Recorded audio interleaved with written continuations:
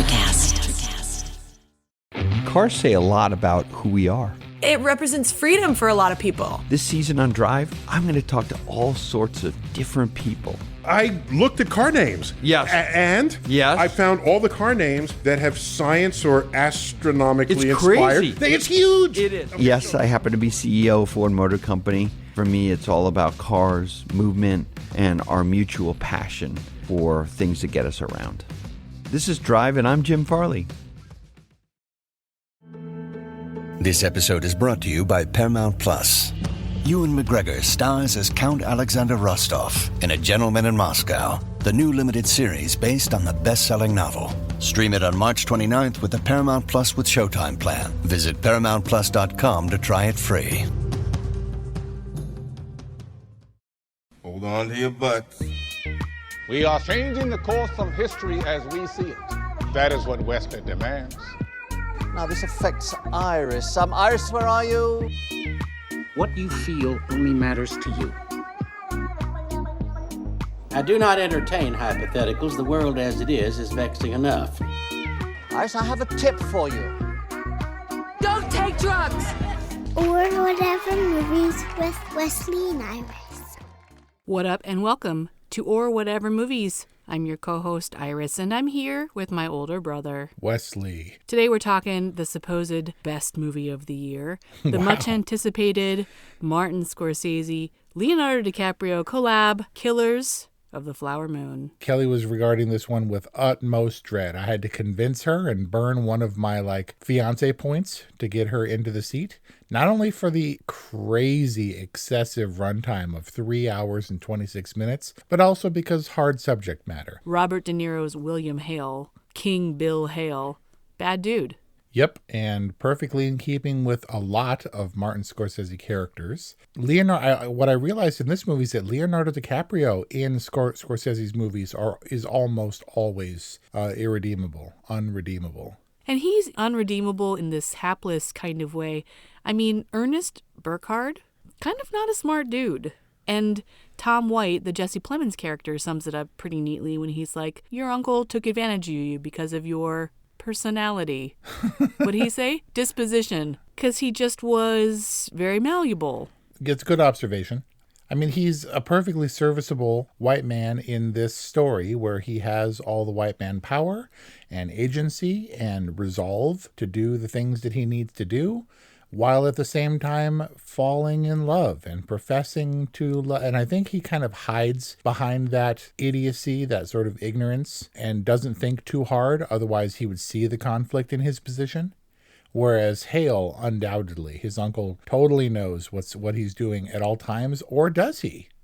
Yeah, that's a good question. Tom White is like not the conscience of this movie, but he helps to spell it out for us. I think he was the one who also characterized Hale as being, he sees himself as a righteous man. And it's hard to know whether or not Hale really believes that he's a righteous man or if he hides behind that righteous facade. But I think that the contrast is just so stark between his righteous facade and his, frankly, just evil doings. It's like, how could he not be aware? Yeah. The evil boils down to what we discussed in Promising Young Woman, where I do believe that a duality exists. How could Ernest love Molly, be interested in her and care for her and stuff, while at the same time slowly and consciously poison her the whole time? Hale is much more, his division of character is much more obvious, just good and bad. And the line isn't muddled because we don't see him in a domestic situation really. But I honestly believe that men, when they cheat, I think the justification is that it's completely separate somehow. If you cheat on your wife, it doesn't mean that you don't love your wife. It's just you're doing this other thing. And this is a need or a compulsion that I feel. It has nothing to do with you, which obviously is ridiculous because you bear a responsibility to the other person in the relationship. But I think that separation is what allows Ernest to be two different people and Hale to be two different people. And it's not that they're related. It is simply that this is the nature of the duality of dudes that is pretty distressing. That being said, if Ernest genuinely believed that he was just, quote, slowing Molly down, with the poison that he was administering along with her insulin, if it was even insulin. If he genuinely believed that, then he wouldn't have tried to hide it in that last moment they have together, where Jesse Plemons is kind of hanging around and they're talking and she confronts him about it. He's like, it was insulin. That showed me that he knew that it was wrong. Oh, I don't doubt that he knew it was wrong. I don't think he was able in that moment to reconcile the evil with his good intentions for his family or his feelings of love and affection for Molly. Because the only moment where I actually believed that Ernest was not in conflict with himself, and I actually believed that his emotion was genuine, was when he was all tore up after Anna died of the whooping cough. Yeah, the little girl. Yeah. But also Hale was distraught, and I think genuinely so. It's almost like there are rules with gangsters and thugs and convicts, things like that. There are very clear rules. You don't mess with kids. And typically speaking, there are like street rules where you don't mess with family. But I think that Hale also definitely felt really bad about the kid's death. He didn't cause it, but it seemed like it was inevitability. It was, some kind of karmic thing that was destined to happen. It's true. When you start killing kids and wives and mothers and cops, then it's just all out gangster war. Which is what made this. I was like, why Killers of the Flower Moon? Because Scorsese, while he deviates sometimes, is primarily known for gangster movies in one way or another.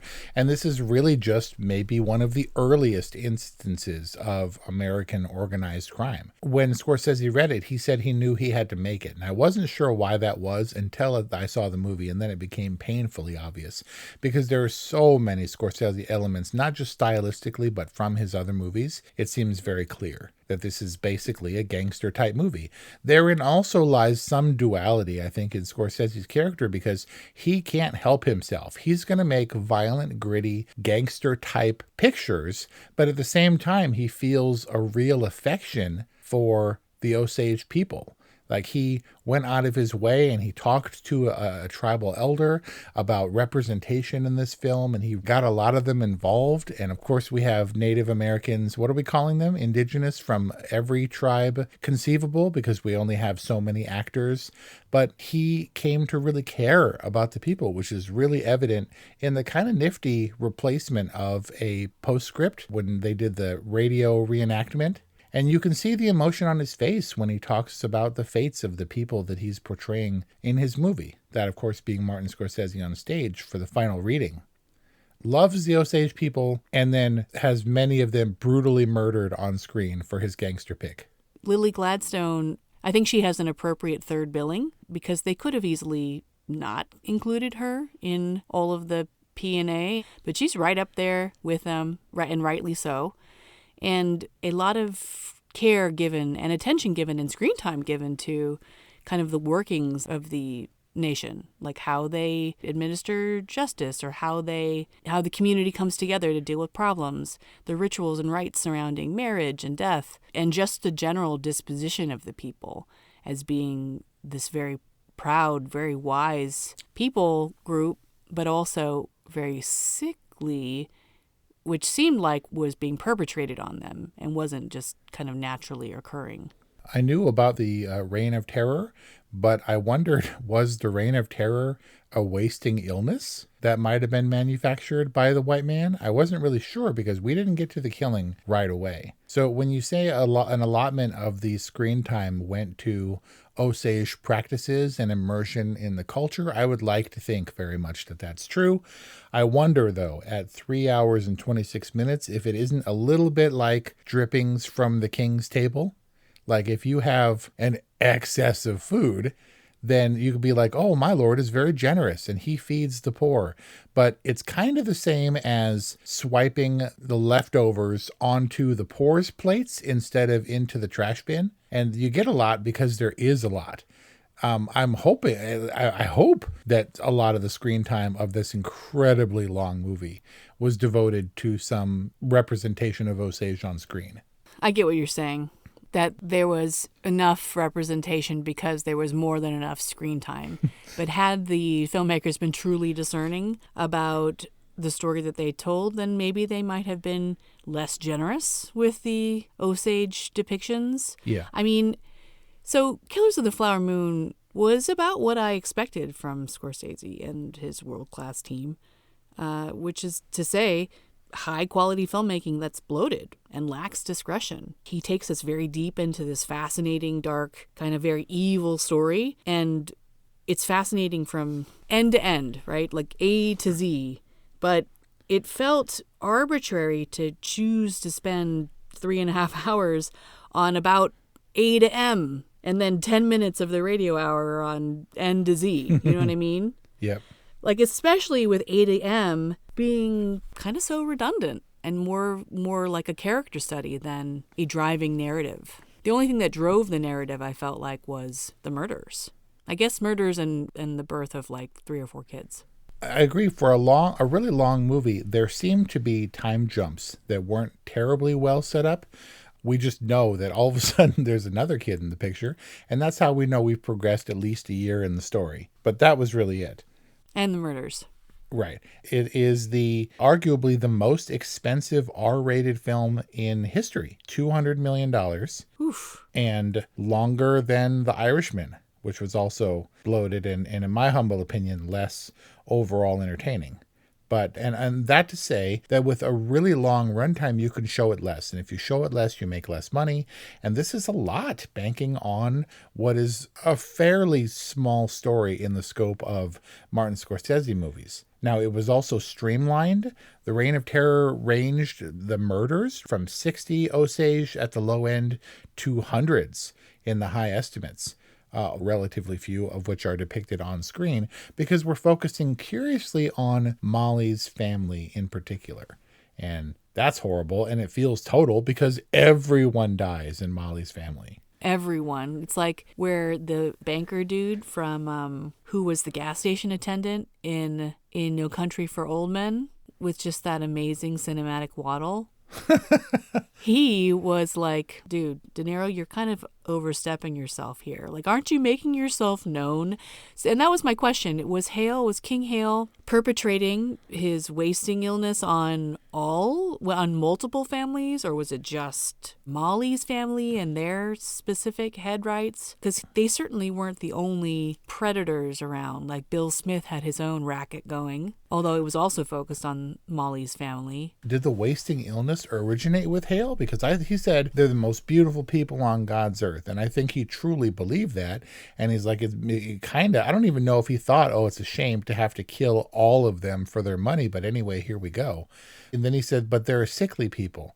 And I thought when everyone started wasting away, maybe they really are a sickly people. Maybe this is a sickness. But you're saying that he mass enfeebled the people? That's what I'm wondering. Now, Molly was diagnosed specifically with diabetes. It seemed a lot like her sister, who died before her, was suffering from something similar. She had the same kind of dark circles under her eyes and lack of energy, and would kind of sit very ghost-like in the midst of parties and stuff like that. So maybe there was a genetic predisposition to diabetes, but then I can't help but think that they were all in on it, and they were all kind of systematically poisoning these people. I mean, the doctors were crooked. That was obvious. Yeah, I think everyone was crooked because there's opportunity and everything is unregulated where money is concerned. It seems like they weren't terribly well suited, the Osage, obviously, to having this tremendous influx of wealth.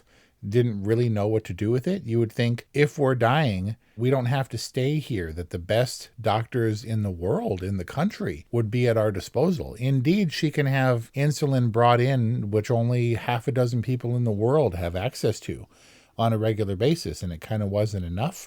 Of course, there was poison in her frickin' insulin, but still, for her family, a whole lot of money.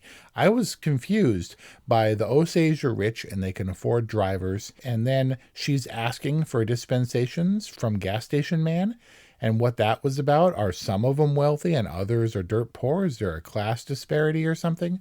But it turns out that it was generally regarded that the Osage were incapable of managing the finances that they suddenly found themselves possessing.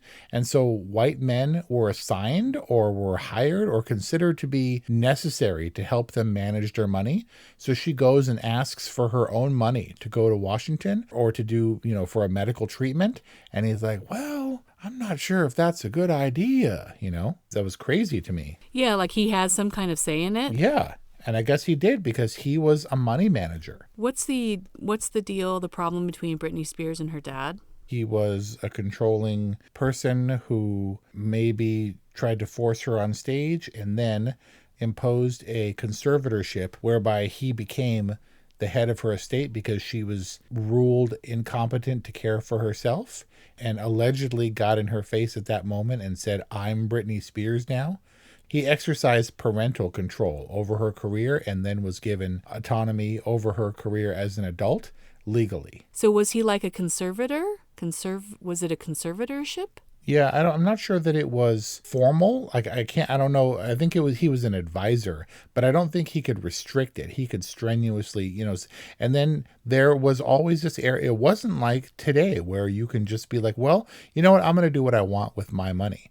I think that they were a people on the verge of losing their land anyway, and the money doesn't mean anything if the people to whom you're appealing don't value you the way you should be valued. You know what I mean? Like I think they were under the thumb of Hale and the white men in general, just sort of psychologically.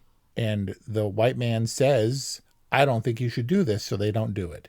Because they don't have a sense of what it means to be wealthy in what I presume they consider to be a white man way. Yeah, it kind of boggled my mind why they deferred to Hale on so many occasions.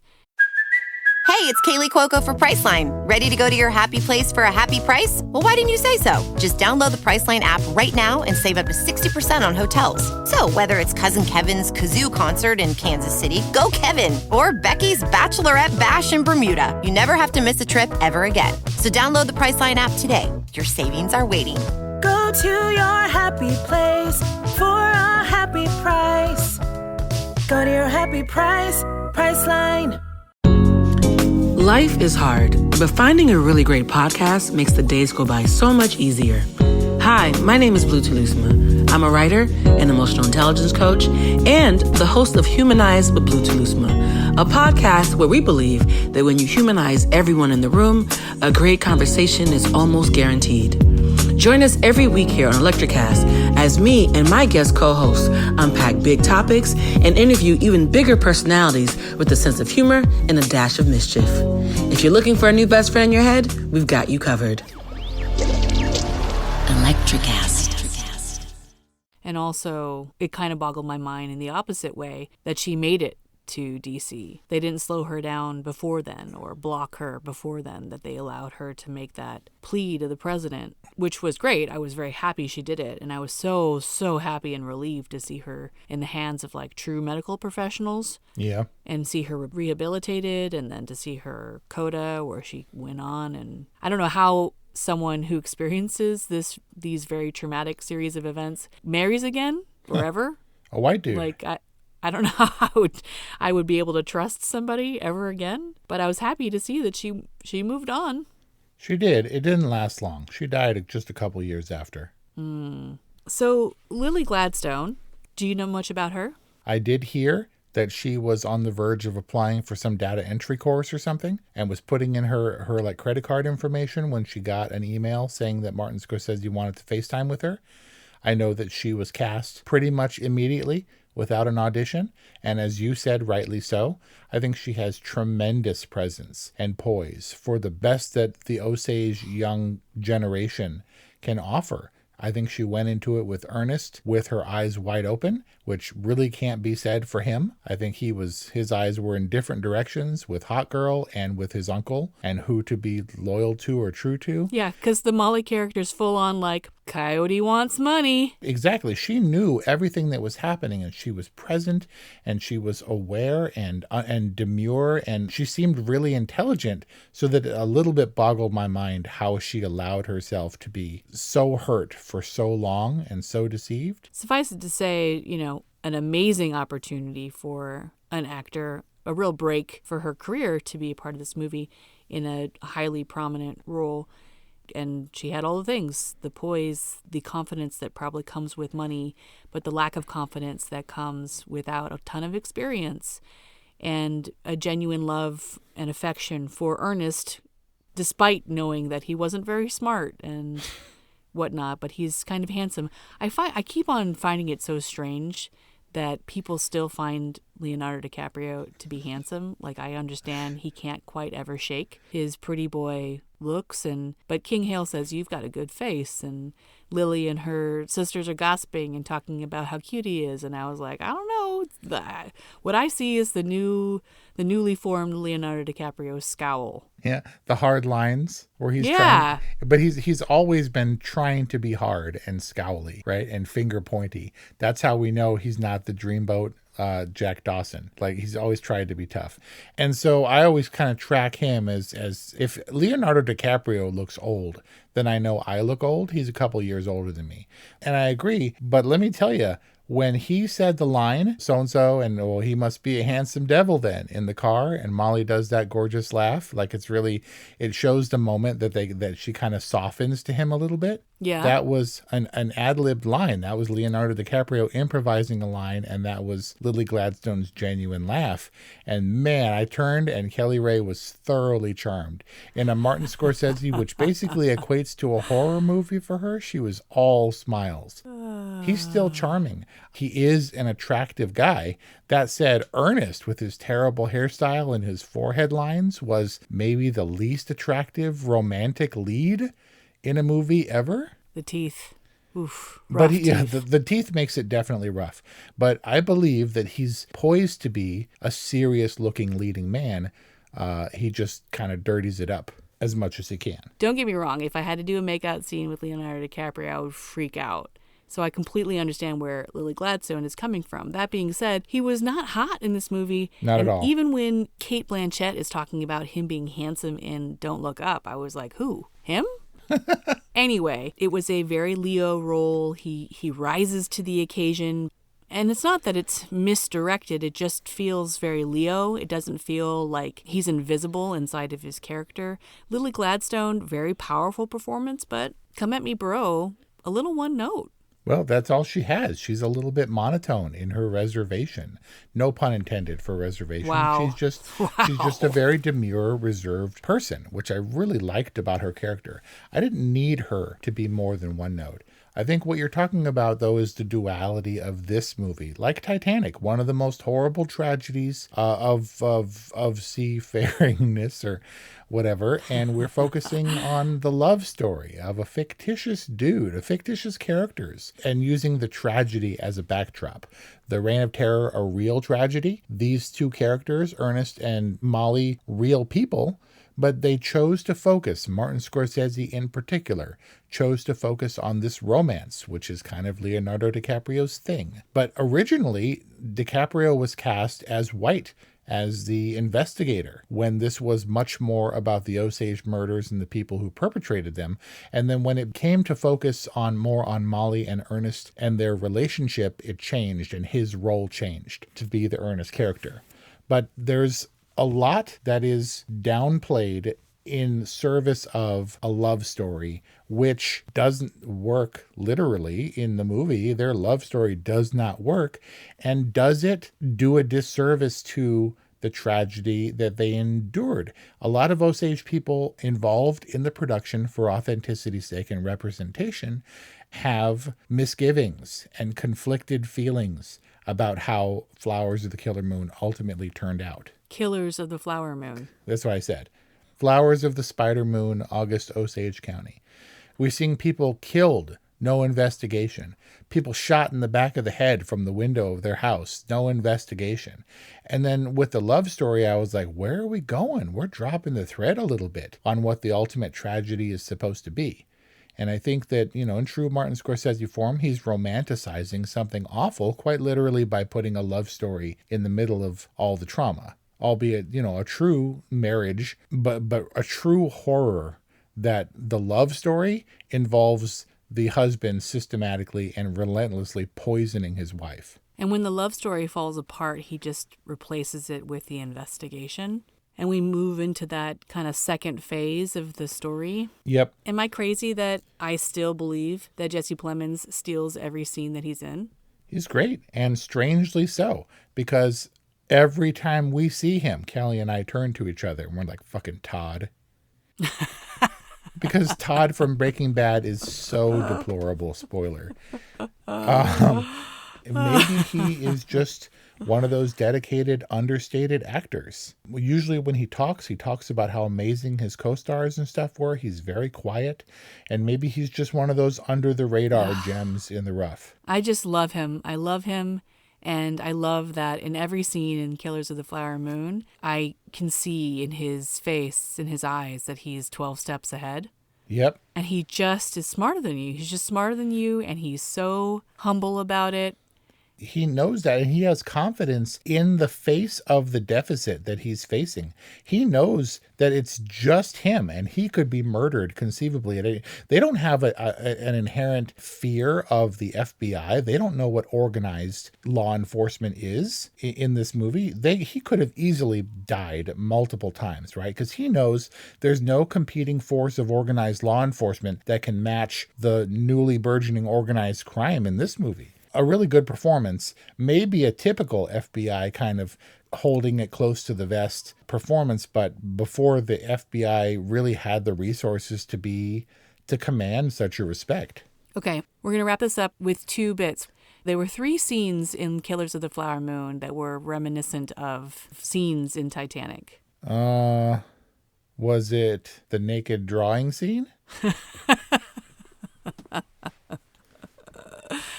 The makeout in the carriage. Okay, got it. The car race, which was the substitute for watching the dolphins at the prow, and then the scene that we have not yet discussed, where he plays poker. Oh yeah, and wins his passage. I like that money. Boys. Okay, and now your responses to the headlines for IMDb reviews. The first being 9 stars for touches upon an often overlooked piece of American history. Touches upon is apropos. It doesn't really go too much beyond that. As much as Martin Scorsese has affection for this story and for the Osage people and their plight at this time, he makes it a Martin Scorsese movie for sure. 7 stars for will someone tell Marty he needs to edit his movies down? It's true, and that applies to Thelma Schoonmaker too, who's been around since the 60s and a multiple Academy Award winner. A great editor because of her stylistic flair and because her command. I think that they've both gotten complacent and just luxuriate in all the footage that they've shot. They're a little bit too precious and they need to get hardcore. I would have aggressively cut an hour out of this movie. And lastly, for 9 stars, Coyote Want Money. Is that the synopsis for the movie? Yeah, it basically is, right? From an Osage perspective. Coyote want money. Coyote want give money to cowboy. I mean, look, this is a movie that I was hugely anticipating. This was so long in coming. And this weird emergence of Jesse Plemons as a movie star, I was waiting, and it took like 2 hours for him to show up. When Brendan Fraser was coming back around, I was like, he's still got Killers of the Flower Moon. He lost Batgirl or whatever, but we're going to see him, and this is going to be the culmination of his comeback. And 3 hours in, I was like, where is Brendan Fraser? And then he popped up, and let me explain to you the duality of man, the evil that lurks in the hearts of all mankind, and that includes women and anybody else. Are you ready? Go. Brendan Fraser, we love that dude. Sure. I thought he was great in The Whale? Whale. So really good. want him, just like Ke Huy Quan, you really want him to come back, right? And to be in a Martin Scorsese movie, which is arguably the most serious movie that you can be in terms of credibility. The internet is supposedly divided on Brendan Fraser's performance, where he doesn't show up for a long time, and then he has that outburst in the courtroom. Somebody likened his role to the Kool-Aid Man. Where he just appears. And when he does, he bursts through the wall. And the fact that you're laughing at that, which is sizest and horrible, shows just how evil we all are. We can have the best intentions, but when something is funny, it's funny. And when you see the blue-eyed devil that it's a bad character in this movie, you're like, oh, Brendan Fraser's that bad. And we can be evil, and we show our true selves. We show our Pazuzu and Lamashtu when things are funny, and the white man, the white devil, Hale and Ernest, they show their devil when something is money. And it's all money in this movie, and that leads to all sorts of justifications for truly horrible things. It's an amalgamation of so many Scorsese movies. When Hale starts eliminating people left and right to distance himself from evidence of his involvement in the murders, that's pure Goodfellas. So many different things. What we're saying is that maybe it's worth 3 hours to wait to see John Lithgow and Brendan Fraser duke it out. Both of whom have less than 10 minutes of screen time. And to further sum it up, your final rating for Killers of the Flower Moon is... Look, I know that it was long, but I'm a cinephile, or at least I consider myself so. I did drift here and there, but by and large, it held my attention way more than The Irishman.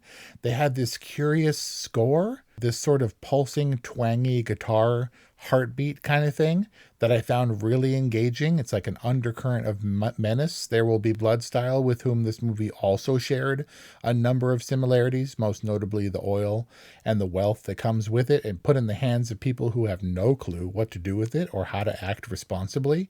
I liked Killers of the Flower Moon. It is going to have a presence at the Academy Awards no matter what.